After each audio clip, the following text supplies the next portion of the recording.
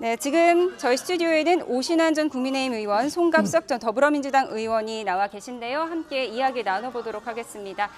네, 어서 오세요. 어서 오십시오. 네, 안녕하세요. 지금 저희 국회 화면 보면서 함께 보도록 하겠습니다. 필리버스터가 이제 24시간 진행이 됐고요. 어제 오후 3시 24분부터 진행이 됐고 24시간이 지냈는데 마지막 주자 연설이 조금 전에 끝난 것으로 보여요. 네. 필리버스터 상황 의원님 보셨습니까? 네, 저희도 지난 21대 국회 때 필리버스터가 여러 차례 있었고요. 네. 이번 같은 경우도 21대 상황하고도 비슷합니다. 저희 당이 180석을 할 수 있는 야권 연대가 가능하기 때문에 이제는 뭐 종료 투표가 이루어져야 되는데 지금 아직 투표 절차를 못 들어간 것 네, 같죠? 아직 종료 투표 예, 절차를. 네.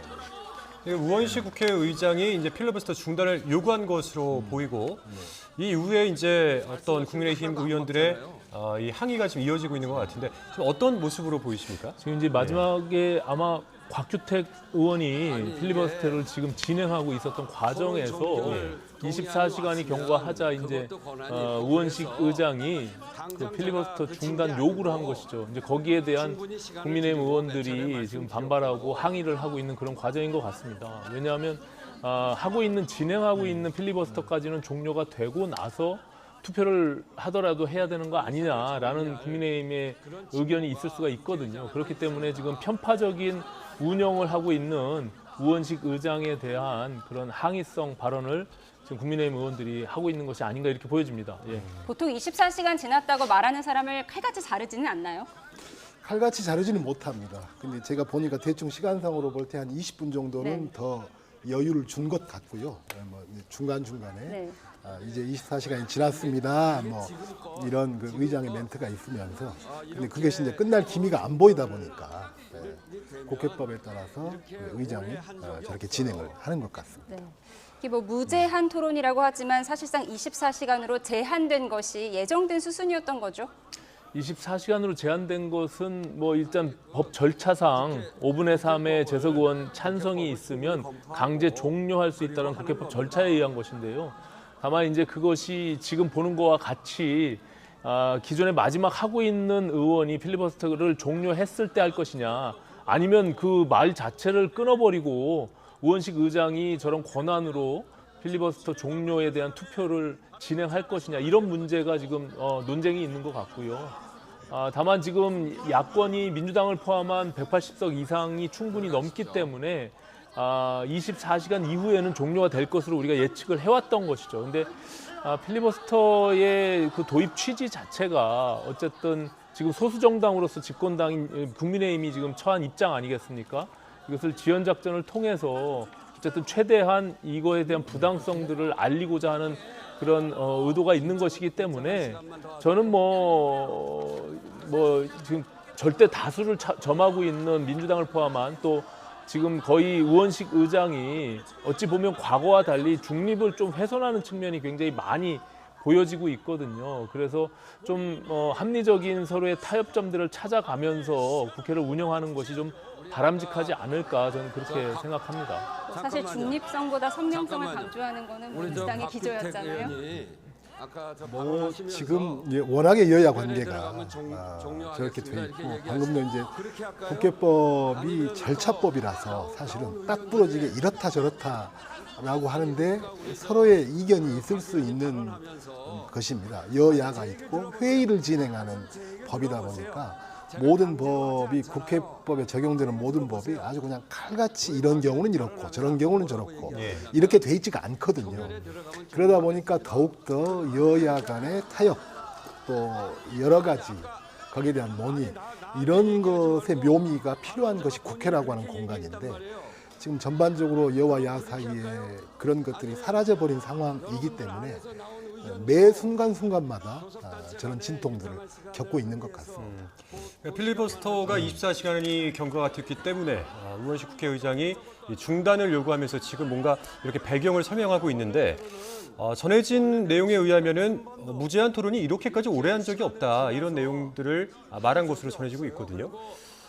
이게 맞습니까? 어떻게 뭐 더 길게 한 경우라든지. 아니 물론 뭐 중간에 저렇게 끊어서 의장이 중간에 중단시키고 저런 지금 표결을 하면서 강제 종료하는 것이 오히려 더 저는 많이 보지 못했습니다. 이제 예. 과거에 아무리 이제 다수당이라고 해도 회기를 종료시키고 그 다음 회기를 연이어서 만들어서 그 다음에 표결로 넘어가는 그런 경우는 제가 많이 봤지만 지금과 같이 강제적으로 또 더군다나 마지막 그 필리버스터 주자가 발언을 계속 진행하고 있는데 저렇게까지 강제적으로 종료할 이유가 있을까? 사실 이제 한다고 해도 사실 한계라는 것이 분명히 보이거든요. 그러니까 지금 오늘이 본회의 마지막 날이기 때문에 오늘 자정안으로 저것들을 이제 처리해야 되는 어떤 나름대로의 논리가 있겠지만 그럼에도 불구하고 조금 시간 여유를 두면서 여야 원내대표 간에 좀 협상들을 할 수 있도록 또 국민의힘의 입장에서도 저것이 무한정 막을 수 있다라고 보고 있지는 않을 겁니다. 그래서 절충점을 좀 찾아가는 것이 합리적인 또 국회 운영 방식이 아닐까 저는 그렇게 보여집니다. 지금 계속 우원식 국회의장에게 여당 의원들이 항의하는 모습이 보이고 있는데 지금 우원식 국회의장은 여당 의원들에게 어떤 걸 설명하고 있는 것으로 보이세요?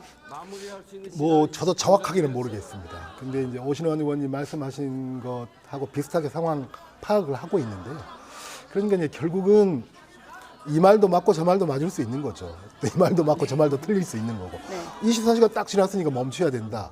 그런데 어쨌든 발언을 하고 있는 사람이 그러면 딱 멈춰야 되느냐. 이건 어디에도 규정되어 있지 않는 거거든요. 그렇기 때문에 설사 뭐 1시간 정도를 더 한다 할지라도 뭐 많이 하면 2시간 정도를 더 한다 할지라도 여야 뭐 대표 간에 그런 것에 대한 서로의 암묵적인 어떤 거나 이런 것들이 있다면 서로가 그런 것들이 양해될 수 있는 거죠. 근데 그런 것들이 현재 없는 채 진행되다 보니까 이게 도대체 어디까지 어떻게 진행될 거냐라고 하는 것에 대해서 서로가 서로를 좀 못 믿게 되는 지금 이런 상황인 것 같습니다. 그러다 예. 보니까 지금 이 다음 절차로 못 넘어가고 있는 거죠. 그러니까 국회의장은 이제 24시간이 됐기 때문에 이 필리버스터를 강제로 종료할 것인지에 대한 이 표결을 진행할 거다. 네. 이런 절차를 앞두고 이제 어떤 강제 종료를 말을 했을 텐데, 근데 여기에 대해서 또 국민의힘 의원들이 나와서 이제 이런 어떤 항의를 하고 있는 이런 상황이란 말이죠. 이게 이제 이렇게 되면은 강제 종료 투표까지 또 상당한 어떤 시간이 또 소요가 될 것으로 보이는데 앞으로는 또 어떻게 전망을 좀 해볼 수 있을까요? 저희가? 뭐 그렇습니다. 이제 뭐 어쨌든 민주당 입장에서는 오늘 안에 강행 처리하는 것을 목표로 두고 있기 때문에 오늘 어쨌든 데드라인 아닙니까? 그러니까는 이루어지긴 하겠지만 또 국민의힘 입장에서도 저것의 필리버스터를 지금 마지막 주자인 곽규택 의원이 하고 있는 것을 저렇게 순수하게 바로 종료시켜서 투표로 강행하는 것을 동의하기가 좀 어려운 측면이 있는 거죠. 이게 22대 국회에 들어와서 과거에 보지 못했던 여러 가지 이제 관례들을 남기게 되는 저는 굉장히 좀 앞으로 향후의 국회 운영에 대한 우려들을 많이 지금 표출하고 있다 이렇게 보여지는데요. 네. 특히 이제 국회의장이 선출되는 민주당의 그 과정 속에서 소위 강성 지지층에 휘둘릴 수밖에 없는 또 민주당의 지금 의원들도 마찬가지고요. 네. 저런 것들이 의회 민주주의 내부에서의 어떤 그동안 지켜왔던 관례들을 다 깨게 되는 저는 안타까운 마음이 좀 있습니다. 의장이 굉장히 이제 배출한 그 자당보다는 네. 다른 당을 조금 배려해주면서 중재하고 오히려 그것을 조정수 역할을 좀 많이 해왔는데 우원식 의장도 사실은 뭐 그런 합리적인 분으로 저는 알고 있는데 좀 불가피한 측면이 있을 거예요. 아마 자기 의장으로 선출되는 과정에서도 본인도 느낀 바가 있을 거고 그렇기 때문에 불가피하게 대정부 질문이 있는데도 불구하고 법안을 상정시킨다거나 또 보통은 원내대표 간에 합의된 법안들, 안건들을 상정하는 것이 당연히 국회법에 명시가 되어 있는 부분들인데도 직권상정이 이제는 앞으로 다수당이 점하는 의장과 또 다수당이 150석 이상 넘어가는 다수당이 생기게 되면 네. 이제 어떤 법안도 처리할 수 있는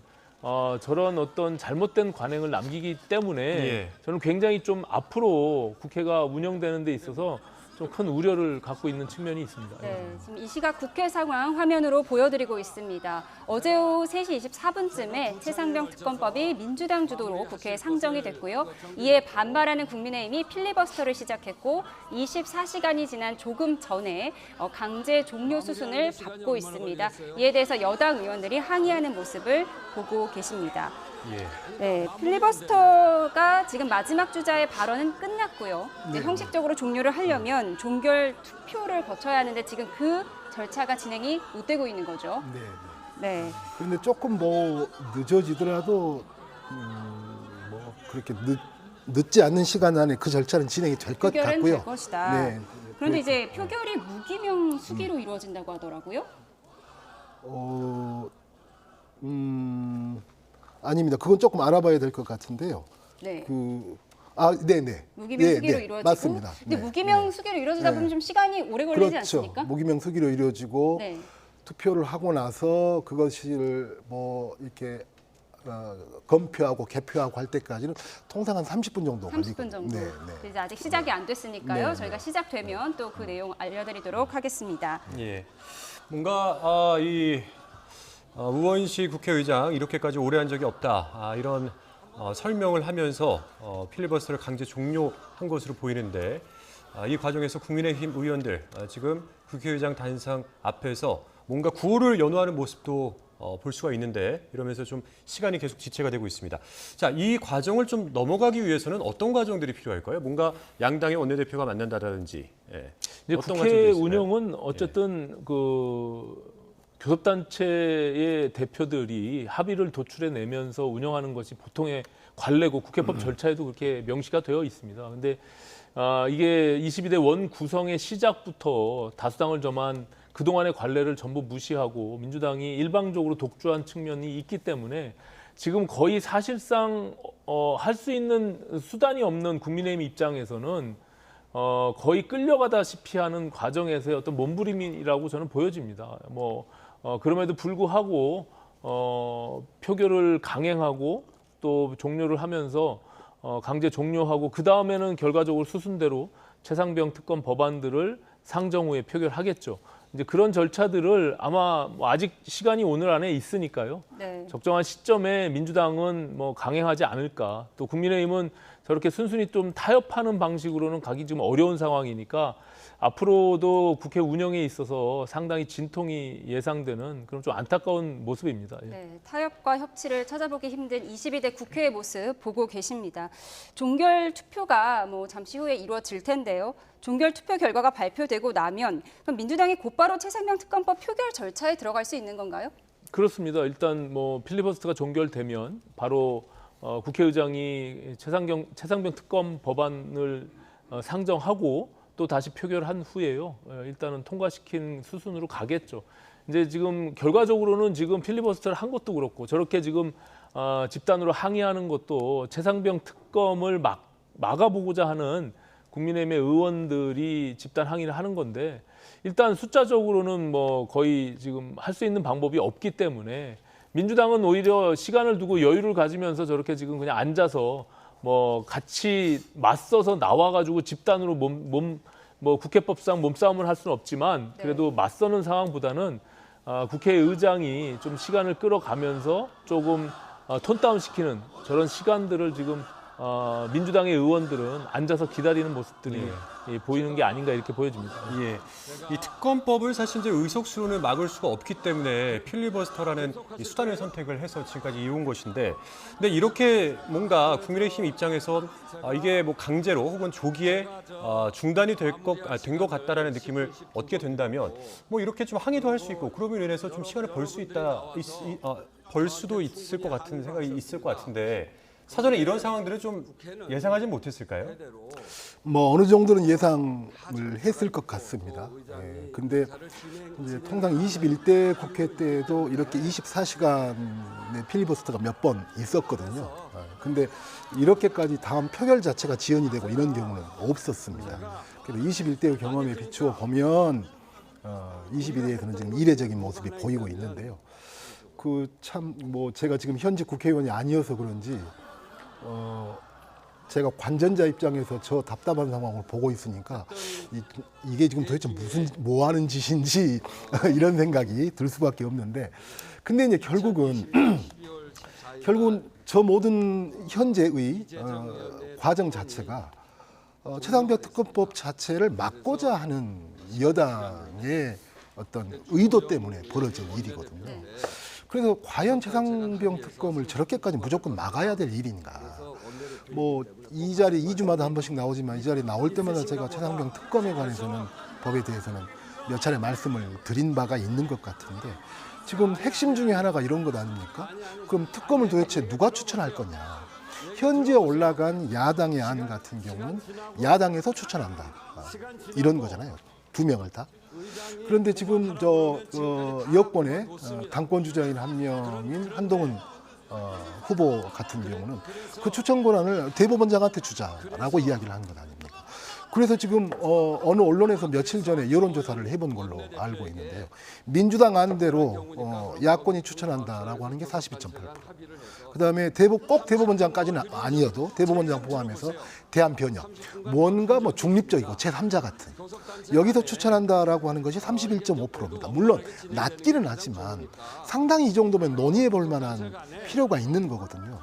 그리고 실제로 민주당과 야권에서 2명을 추천해야 된다라고 야권의 안으로 나와 있지만, 야권 국회의원 내부에서도 야권 일부에서도 대법원장이나 대한변협의 추천을 충분히 생각해 볼 수 있다라고 이야기를 하고 있는 것 아닙니까? 제3자가 추천해야 한다. 이 부분이 한동훈 전 비대위원장이 지금 제시한 제3자 추천 특검법이잖아요. 그렇죠. 그걸로 그럼 합의가 될 수 있다고 보세요? 저는 그런 거기 때문에 저는 국민의힘 입장에서 무조건 반대가 아니라 현재 쟁점이 되고 이런 문제에 대해서 그럼 이런 안도 있으니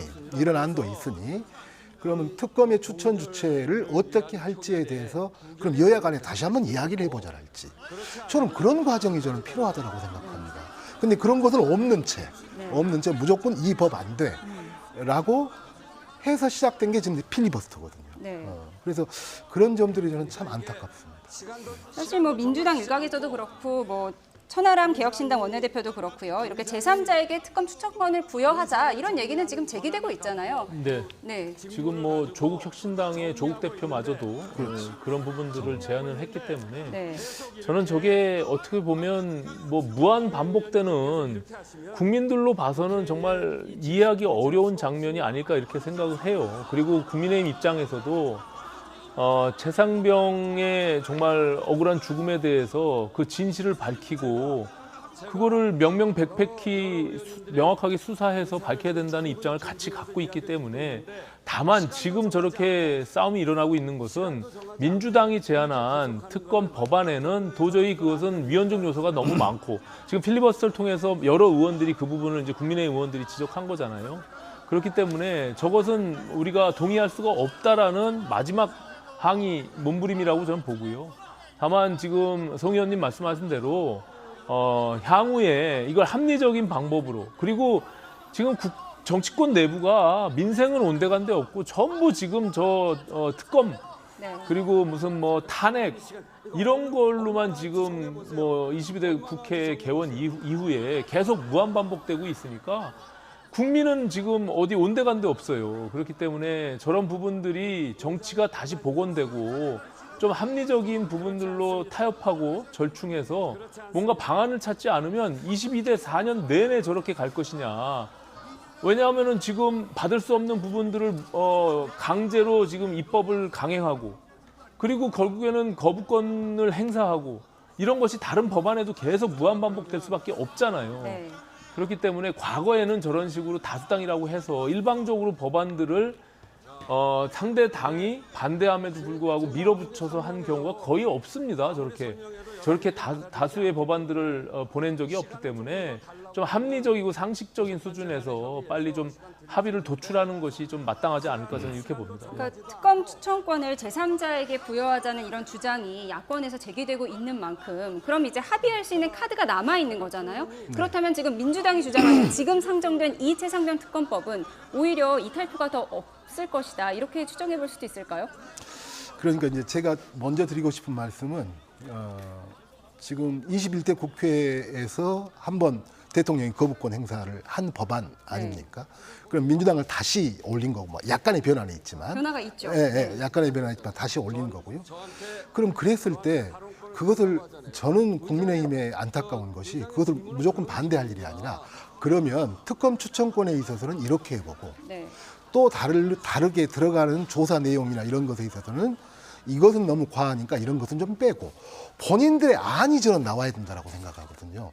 그래야지 서로가 이야기를 해볼 수가 있죠. 그게 한동훈 특검법 아닌가요? 근데 한동훈 후보의 안은 국민의힘의 안이 아닌 거죠. 네. 국민의힘 다른 후보들도 한동훈 후보에 대해서 거의 뭐 배신자 취급을 하고 있는 것 아닙니까? 뭔가 그 전향적인 안을 낸 것에 대해서 만약에 한동훈 후보가 당대표가 되면 네. 협상의 여지가 있다고 보세요?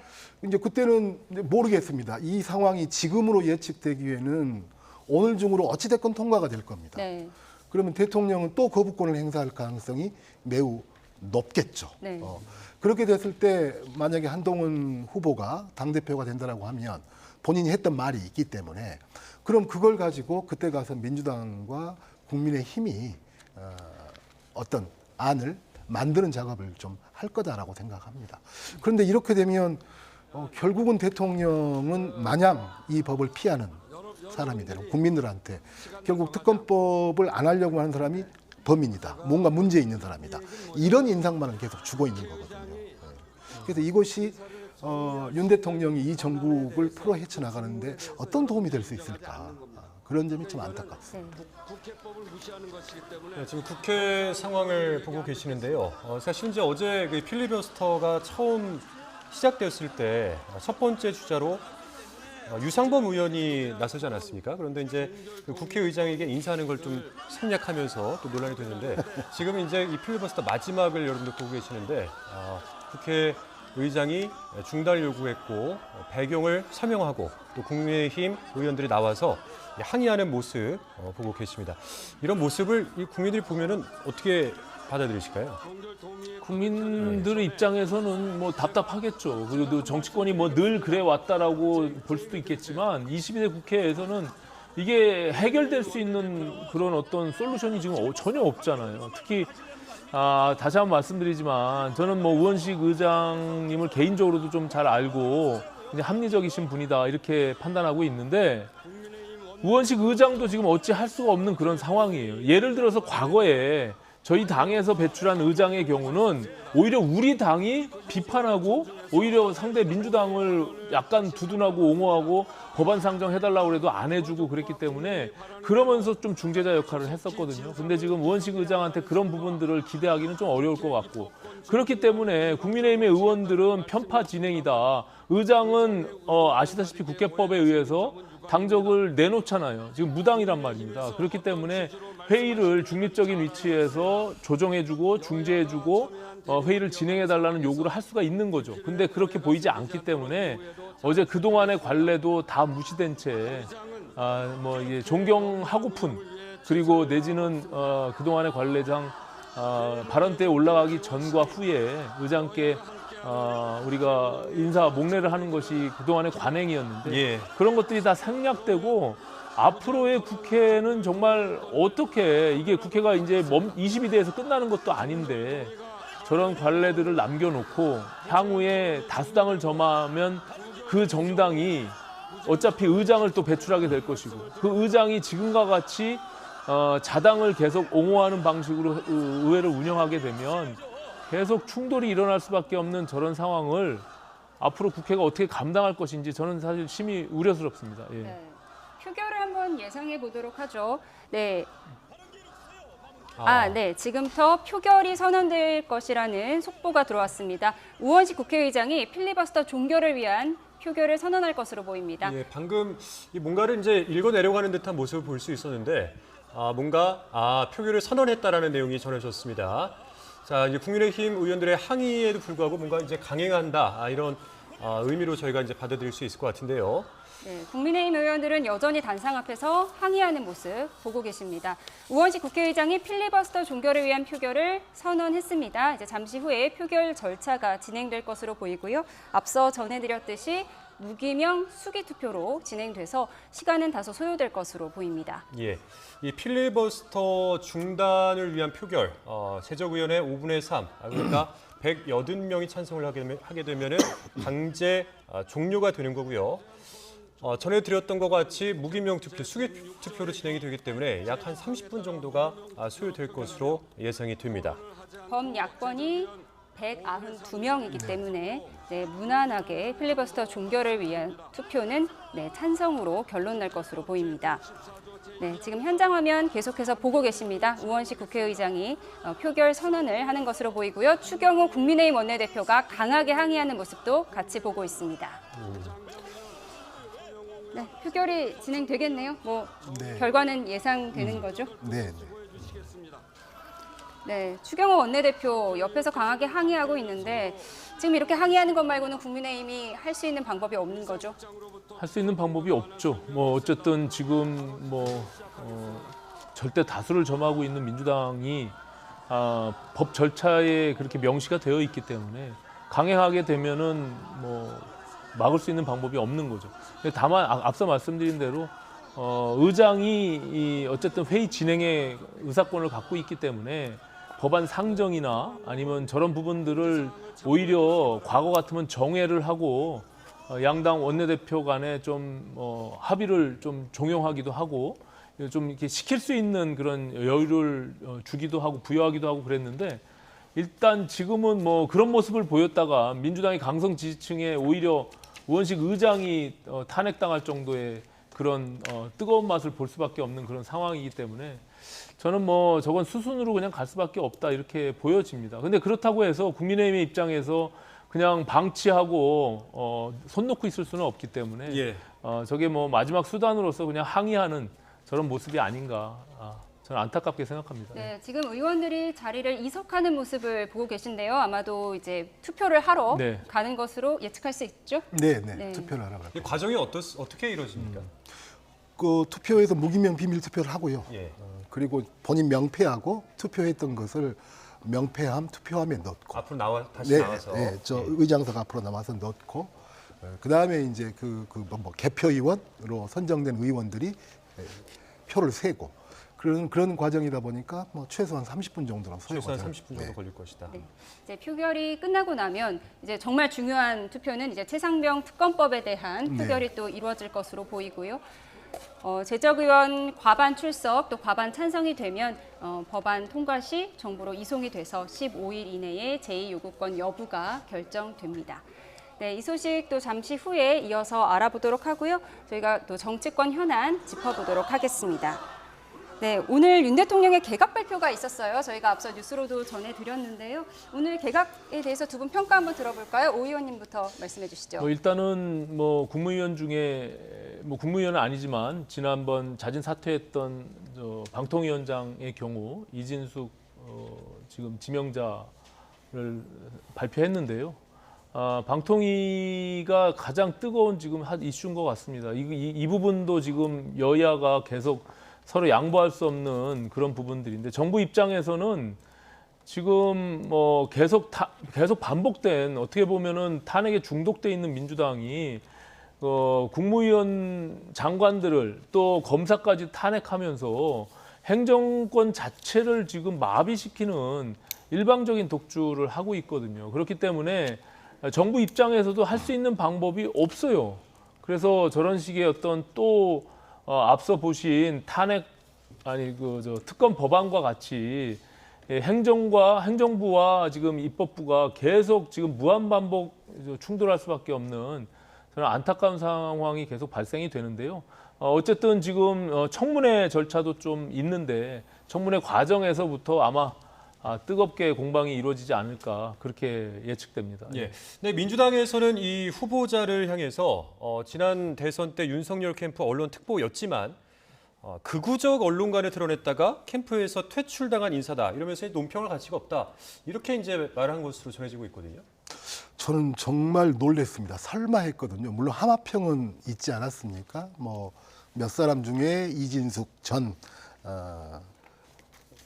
대전 MBC 사장이 뭐 될 수도 있겠다 이런 함한평을 있었지만 설마 했던 게 우선 지난해 국민의힘 추천에 방통위 상임위원으로 추천이 됐지만 결국 표결 자체가 이루어지지 않아서 그것이 무산된 분이거든요. 그다음에 이것은 여야의 문제가 아니라 혹은 뭐 보수적 시각을 가지고 있느냐 진보적 시각을 갖고 있느냐 이런 좌우의 문제가 아니라 현재 방송계에 종사하고 있는 또 언론 일반에 종사하고 있는 분들의 이분에 대한 평가는 과연 적절한 인사였나라는 평가일 것인가. 전임들이 취임 3개월 만에 취임 6개월 만에 물러난 자리 아닙니까. 저희 아까 뭐 말씀하셨지만 저희는 우리 당 입장에서도 탄핵이라고 하는 카드를 가능하면 안 쓰고 싶은 카드이긴 하지만 어쩔 수 없이 탄핵이라고 하는 카드를 쓸 수밖에 없었고 예. 그걸 피하기 위해서 미리 이제 사퇴들을 했는데 그럼 과연 이 상황을 정말로 대통령께서는 이진숙 신임 지명자가 이 상황을 해소할 수 있는 적임자라고 정말로 생각하는 건지 저는 대통령실에서는 방송 신뢰를 회복할 적임자라고 정진석 비서실장이 발표했습니다. 저는 정말 제가 이런 표현 잘 안 하는 사람이지만 지나가던 소가 웃을 일입니다. 정말로 어느 사람이 이 사람을 그 적임자로 생각을 하겠습니까? 이건 마치 또 탄핵해라라고 하는 탄핵을 유도하는 것 같은 그런 것 이외에는 이 카드는 정말로 저는 너무 아예 이렇게까지 심하게 인사를 하는가에 대해서는 탄핵을 유도한다고 설명하셨는데 반박 있으신가요? 근데 지금 이제 방통위의 문제는 어떤 후보자를 지금 지명하더라도 민주당 입장에서 받을 수가 없는 상황이잖아요. 그러니까 지금 MBC를 비롯한 공영방송에 대한 이사 선임에 대한 부분들을 의결하고 지금 김홍일 전 방통위원장이 사퇴했기 때문에 이게 어떻게 보면은 방통위의 행정권 전체를 지금 무력화시키려고 하는 행위를 한 거예요. 민주당 입장에서는 탄핵안을 지금 발의하기 전에 이제 직전에 사퇴를 한 거잖아요. 정부 입장에서 할 수 있는 방법이 없어요. 저 방통위가 구성이 아시다시피 5인 체제 합의제로 운영되는 것인데 지금 민주당에서 추천해야 되는 그 방통위원 자체를 추천을 안 하고 있잖아요. 거기서 그러면은 방통위를 아무것도 하지 말아라라고 지금 탄핵으로 지금 저렇게 어떻게 보면은 무소불위의 입법 독주를 통해서 행정권을 마비시키는 일을 하고 있는데 정부 입장에서는 그러면 아무것도 하지 않을 수가 그렇게만 있을 수는 없잖아요. 그렇기 때문에 불가피한 측면이 있는데 저것도 앞서 저 국회에서의 좀 안타까운 모습처럼 저렇게까지 해야 되느냐. 그리고 과거에 왜 그렇게 다수당을 점하고 있었고 또 문재인 정부에서 방송법을 처리하지 안 하고는 이제 와서 야당이 돼서 절대다수를 점하고 있다고 해서 자기들이 주장하는 방송법을 저렇게 강행하면서 밀어붙이려고 하는지 저는 그 자체도 이해할 수가 없어요. 정말 양심이 있다면 그때는 이러이러해서 못했는데 정말 국민들께 죄송하다. 근데 지금은 이렇게 할 수밖에 없다라고 좀 양심 고백을 해야 되는 거 아닙니까? 이진숙 지명자는 인선 브리핑에서 이례적으로 6분 동안 소감을 발표를 했어요. 그리고 전직 방통위원장 탄핵 시도에 대해서 작심 비판하기도 했거든요. 네. 그래서 앞으로 이진숙 지명자 어떤 행보를 보일지 좀 궁금해지는데요. 이미 행보를 보인 것 아닙니까? 시작부터 이미 어이구 그것도 저는 놀랐는데 그러면 그런 분이 과거가 그랬던 분이 첫 시작이라도 조금 약간의 뭐 사람은 또 그 기대를 걸고 싶은 게 있잖아요. 국민들 입장에서는 그랬는데 정치적 탄압으로 자리를 떴다. 언론은 모든 권력으로부터 독립해야 하는데 사실은 노동 권력으로부터 독립해야 된다. 이게 노동 권력이 가장 강력한 권력인가요? 물론 문제 제기는 할 수 있겠죠. 근데 그것이 가장 강력한 가장 문제가 되는 권력인가요? 저는 첫 발언부터가 과연 이분이 청문회부터 순조로울 것인가 참 걱정이 많이 됩니다. 네, 저희 다음 주제로 넘어가 보도록 하겠습니다. 저희가 키워드로 전국 상황 정리해 볼 텐데요. 첫 번째 키워드 보여주시죠.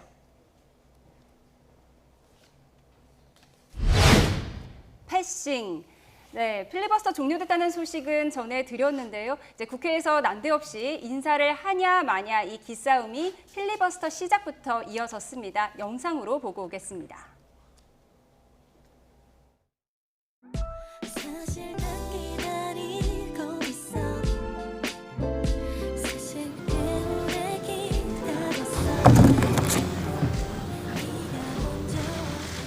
저한테 인사 안 하시나요? 인사 받으실 수 만큼의 행동만 해주시면 인사할 거예요. 그러면 인사하셔야지. 그렇게 생각하세요? 그러면 저는 그렇게 생각 안 해요.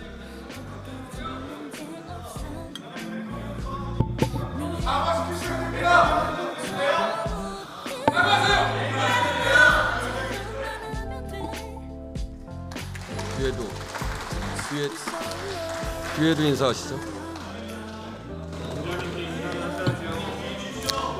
인사는 존경심이 들어야 하는 겁니다. 쿨쿨 편안하게 누워 쿨쿨쿨 정말 따뜻하고 아유 정말 부끄러운 일입니다. 또 뭐 제 입장에서는 추경야도가 된 입장이 아니겠습니까? 그리고 제가 무리를 일으켜서 너무 죄송합니다.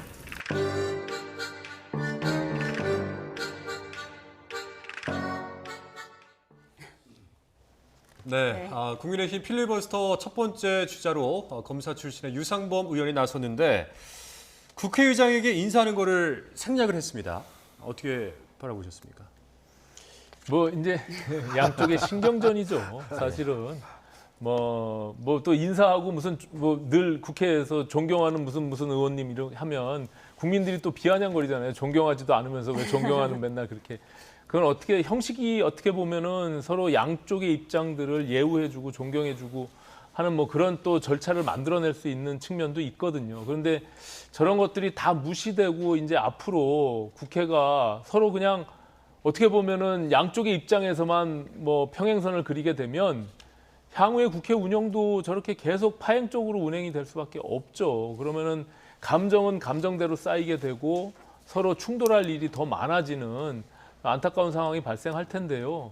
22대 국회 시작부터가 그렇게 됐기 때문에 저것을 어떻게 정치를 다시 회복할 수 있을지, 그리고 지금은 중재자 역할을 할 수 있는 분들도 없어요. 옛날 같으면 사실은 양당의 좀 중진 의원들이 만나서 이렇게 해서 좀 뭐 갈등이 있더라도 우리가 좀 해소해보자라고 타협안을 내면 또 초선 의원들이나 젊은 의원들이 그것들을 또 양해해주고 못 이기는 척하고 받아주기도 하고 그랬는데 지금 이제 그런 것들이 아예 없어진 지가 오래됐고 또 아까 말씀드린 대로 의장의 중재 역할도 지금 할 수 없는 그런 불가피한 상황이라 제가 봐서는 향후에 지금과 같이 민주당의 일방 독주가 지속되는 한 제가 봐서는 계속 충돌이 일어날 수밖에 없는 그런 상황이다 이렇게 보여집니다. 네, 저희 영상에서도 보셨지만 필리버스터 도중에 여당 의원들이 이렇게 꿀잠을 자는 모습이 포착이 됐어요. 뭐 이제 그래서 필리버스터가 아니라 필로버스터 아니냐 이런 비아냥도 나오고 있었는데요. 어떻게 해석해야 할까요?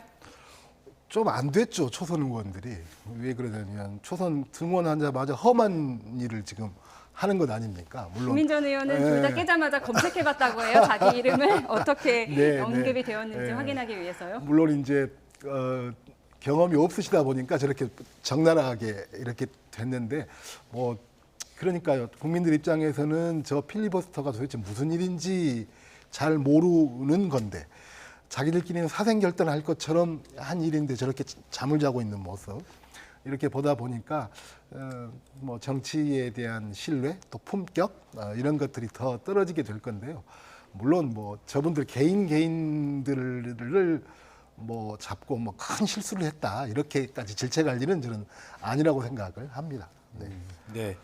한편 그 국민의힘이 정신 나간 국민의힘 의원 이 발언을 한 민주당 김병주 의원의 윤리위원회 제소를 검토를 하고 있는 그런 상황인데 보시기에 좀 사과가 필요한 그런 상황이라고 보십니까? 계속해서. 뭐 저는 김병주 의원이 사과하면 끝날 일이다 이렇게 생각을 합니다. 사실은 뭐 그 장면을 보셨지만 본회의장 발언 때에서 모든 국민의힘 의원들을 그걸 국민의힘 의원들이 그런 논평이 나갔는지 그리고 그게 6월 2일 한 달 반 전에 일인데요.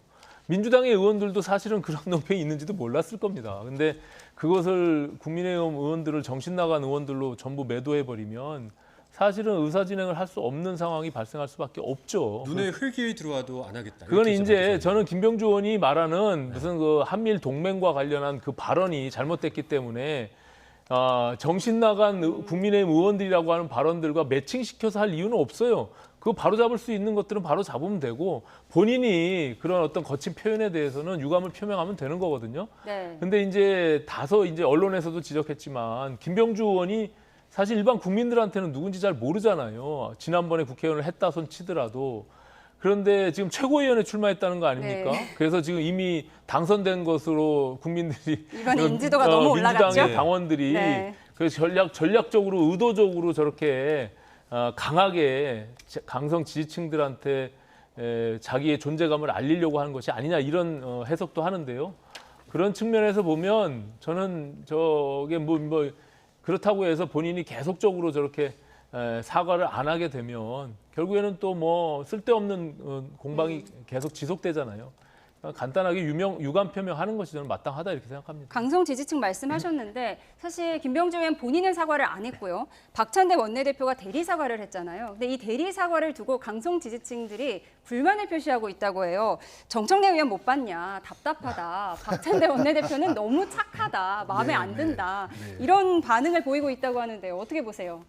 일단은 뭐 김병주 의원 그 발언은 국가 간에 특히 일본과 우리나라 간에 그것이 동맹이냐 연합이냐 뭐 협력 관계냐 외교적으로 그런 규정은 굉장히 중요한 문제 아닙니까? 이제 그런 것을 지적하다가 총리의 발언과 거기 논평이 충돌하는 그런 과정에서 나왔죠. 근데 저는 뭐 그런 것이 개인 성명이나 또 당의 논평이나 또 혹은 뭐 상임위원장에서나 이렇게 나온다면 또 그럴 수 있겠지만 본회의장에서 면전에 대고 그렇게 하는 것은 저는 과했다라고 생각합니다. 그런데 말씀하신 대로 어쨌든 원내대표가 그것도 2번이나 했습니다. 네. 조금 부족하다라고 해서 네. 원내대표가 네, 유감 표명을 두 번 유감 했죠? 표명을 2번이나 네. 했죠. 또 원내대표는 그런 자리니까 해야죠. 뭐 대신 하더라도 그런 것은 저는 원내대표가 이겨내야죠. 그 지지층들이 원내대표로서 국회 운영을 위해서 해야 될 일을 했는데 지지층 어느 분들한테는 마음에 안 들 수 있겠죠. 정청래 의원보다 덜 강하다고 생각하나 봐요. 마음에 안 들 수 있겠죠. 그렇지만 그런 이야기들은 적어도 국회의원이면 또 국회의원 중에서 원내대표면 본인들이 이겨내고 견뎌내야 될 일이다라고 생각합니다. 저게 소위 정청래 바이러스가 온 국회에 다 퍼지게 되면 저는 국회도 망할 뿐만 아니라 우리 대한민국이 망하게 됩니다. 저렇게 송 의원님처럼 합리적인 분들이 국회에 들어가셨어야 되는데 저는 좀 안타깝게 생각합니다. 네. 네, 그런 측면으로 보면 또 저희 지지층한테는 별로 도움이 안 되는 훈훈한 분위기 속에 정청래 바이러스를 지적해 주셨는데요. 네, 이런 가운데 천하람 의원이 갑자기 가수 이승기 씨 노래를 개사해서 불렀는데요. 영상 보고 대담 이어가도록 하겠습니다.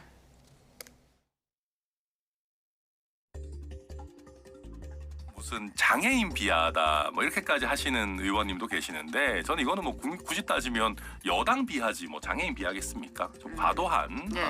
어떤 뭐 혐오 차별 발언 낙인 찍기 아닌가 생각합니다.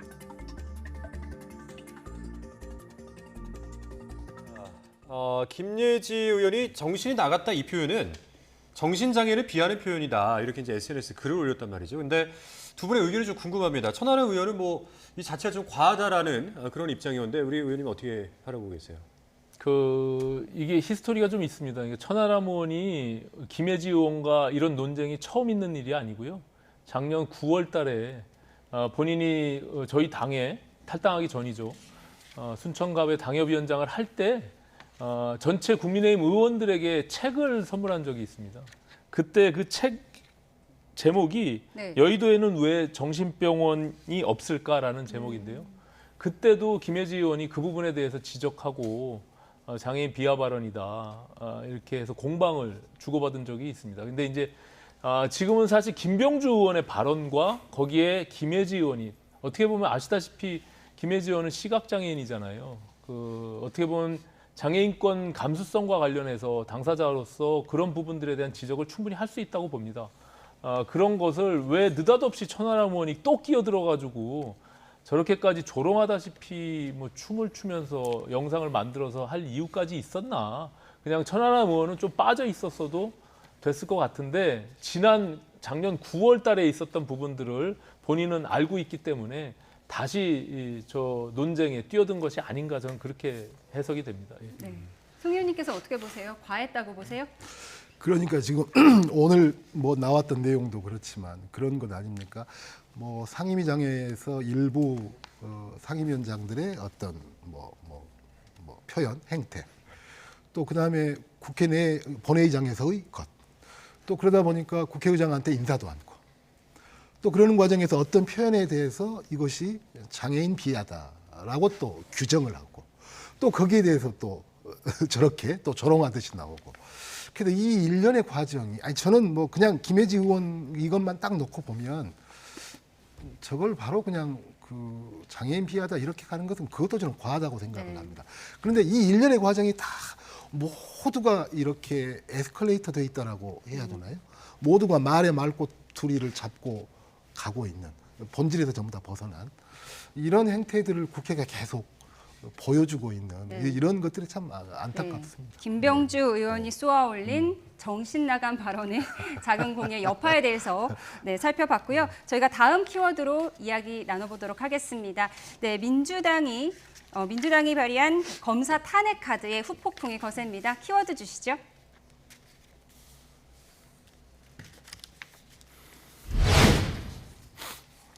나를 탄핵하라.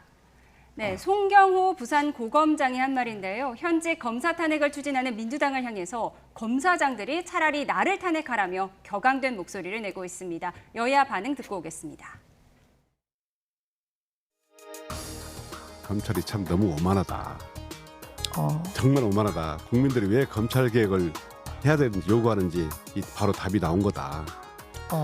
제가 총장이라면 말씀입니다. 이런 탄핵 얘기가 나오고 그러면 검찰 입장을 발표할 게 아니고 사실관계를 확인해 보겠습니다. 국회에 대들고 이런 방식은 정말 국민들이 이제는 용납하지 않을 겁니다. 검사 탄핵안도 역시 상식적으로 보아도 기각이 예상됩니다. 많은 법조계 원로들과 법학자들, 일선 현장의 검사들은 민주당의 수사검사 탄핵 시도만으로도 법치주의 파괴를 우려하고 있습니다. 행정부를 마비시키고 사법부의 권한을 침해하는 상권분리 파괴이며 명백한 위헌입니다. 네, 검사들이 민주당의 현직 검사 탄핵 추진에 대해서 법치주의를 뒤흔드는 시도라면서 강력하게 반발하고 있는 그런 상황인데, 이원석 검찰총장도 직접 공개 비판에 나서면서 대장동 사건을 수사하기 위한 송경호 고검장, 나를 탄핵하라 이런 또 글을 올렸습니다. 검찰의 집단 반발 움직임인 건데 어떻게 보고 계십니까? 저건 굉장히 심각한 문제입니다. 우리 대한민국의 지금 사법 시스템 자체를 무력화시키는, 더군다나 저 검사 4명 모두가 지금 민주당과 관련돼, 특히 이재명 대표의 수사와 관련돼 있는 분들이에요.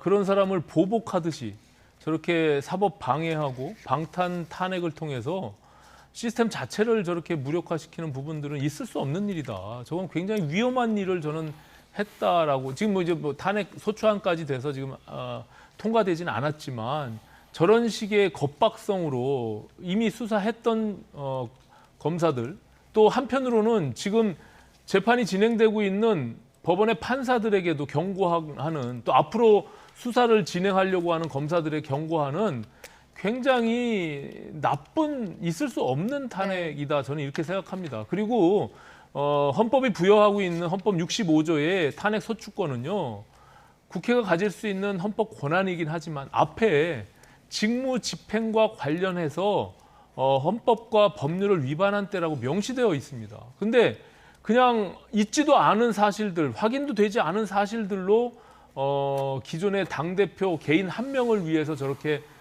입법권의 남용을 통해서 탄핵을 남발하는 것은 정말로 있을 수 없고요. 만약에 저게 실제로 이루어져서 지금 벌써 3명의 검사들 중에 탄핵이 통과된 헌재에 가 있는 검사들이 있잖아요. 그중 1명은 이미 기각됐습니다.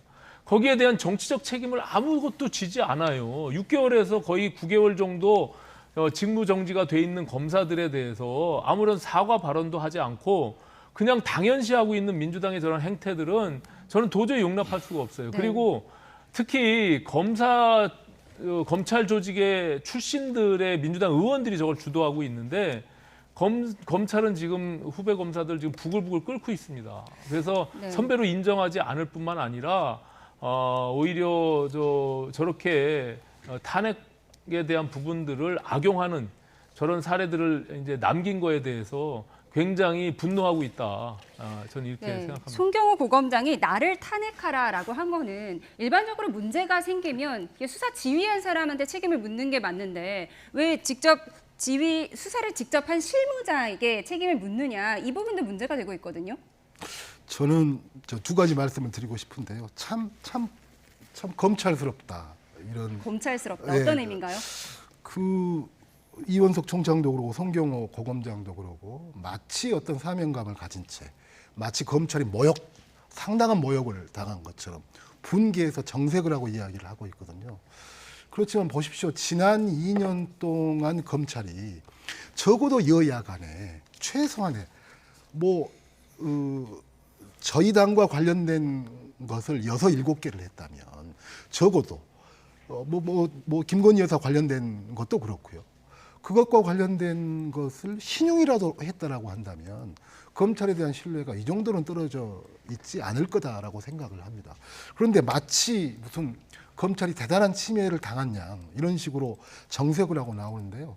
저는 하여튼 이 두 분의 그런 저희 당이 현재 전략적으로 전술적으로 이 검사들 관련한 이것을 하는 것이 과연 적절했는가 안 했는가라고 하는 것은 또 다른 문제고요. 차치한 문제고, 저는 검찰은 검찰대로 본인들이 지난 2년 동안 어떻게 수사를 해왔었는지 또 기소를 해왔었는지 하는 것들은 다시 한번 돌아봐야 된다라고 생각합니다. 네, 민주당 그리고 입장에서 저희 당 입장에서는요. 저는 그렇게 생각합니다. 어쨌든 저희 당은 최상병 특검과 방통위 정상화에 조금 더 집중하고 올인해야 된다라고 생각을 합니다. 그리고 이것들이 과거에 설사 4명의 탄핵 검사들한테 실제로 그런 일이 있었다 할지라도 상당히 과거에 일어난 일들이고요. 그리고 아주 가까운 과거에는 또 현재에는 저희 당의 대표나 그 대표 관련된 사람들의 어떤 수사와 관련돼 있는 사람들이거든요. 그렇기 때문에 필연적으로, 제가 자꾸 말씀드리는 게 그럽니다. 최상병 특검과 관련해서 특검을 피하는 자가 범인이다. 특검을 피하는 자가 문제가 있다라고 한다면 저는 거기에 집중해야 된다고 생각하는데, 우리 당 대표와 관련돼 있는 검사들에 대한 탄핵을 같이 추진을 하는 게 과연 우리 당에 네. 또 이재명 당대표에게 어떤 도움이 될 수 있을까? 이런 아쉬움이 참 많습니다. 민주당 입장에서 검찰에 대한 섭섭함을 정리해 주셨는데요. 네, 오늘 전국 소식 여기까지 듣도록 하겠습니다. 지금까지 오신환 전 국민의힘 의원, 송갑석 전 더불어민주당 의원과 함께했습니다. 긴 시간 고맙습니다. 고맙습니다. 고맙습니다.